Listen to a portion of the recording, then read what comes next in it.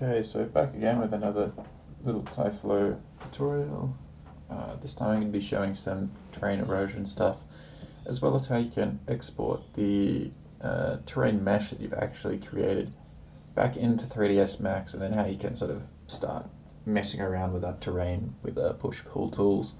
Yeah, so first thing that I will show is you can use some terrain erosion components here, and it will just impact the terrain a little bit, sort of decreasing some of the peaks and accentuating some of these little valleys you see along the terrain, where if rain were to fall you would get a sort of deeper groove. So yeah, if we zoom in a little bit we can see some of those changes.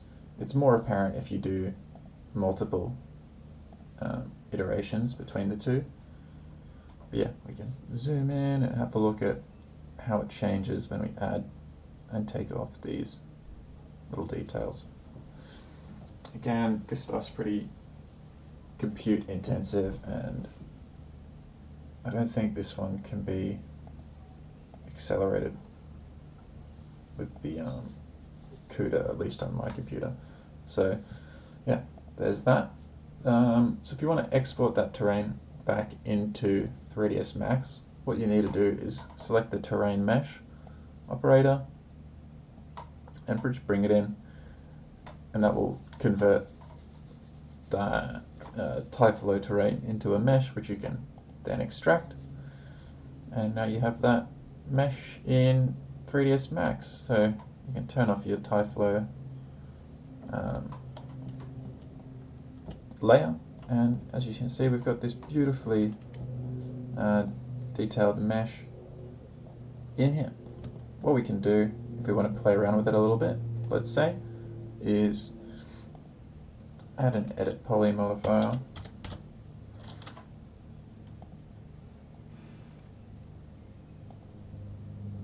to this mesh, and we can scroll down all the way to the paint deformation push-pull, and let's say you want the push-pull size to be, I don't know, 3 meters,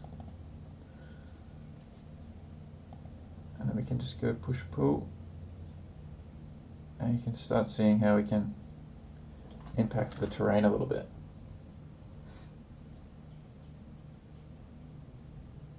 Yeah, so draw a line along here. It's pretty extreme alteration to the terrain, but you get the point if you're doing it on a smaller site. Yeah, just click left, and I think Alt reverses the push, so it'll bring the terrain down, and I think Shift brings it up. But yeah, that's a pretty simple way that you can start messing around with the terrains that you can create.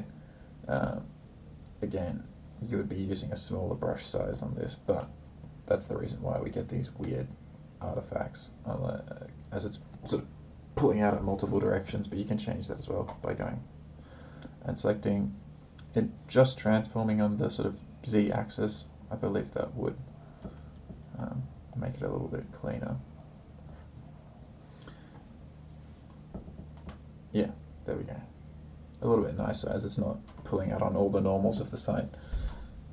Yeah, so that's how you can start taking those meshes that you create using Tyflow into 3ds Max. And this is another thing that you can just quite easily file, export selected, export it as FBX, and start using it in other programs that you might want to use instead of 3ds Max. If you're more inclined to using, say, Rhino, you can import it there, or whatever, you can import it there as well. So yeah, that's the last Tyflow tutorial I think I'll do. Thanks for watching. I hope it was useful. If you wanted to know how to use those erosion or push-pull and bring that Tyflow terrain out of the Tyflow simulation, Tyflow plugin, into the actual 3ds Max workspace. Yeah, thanks for watching.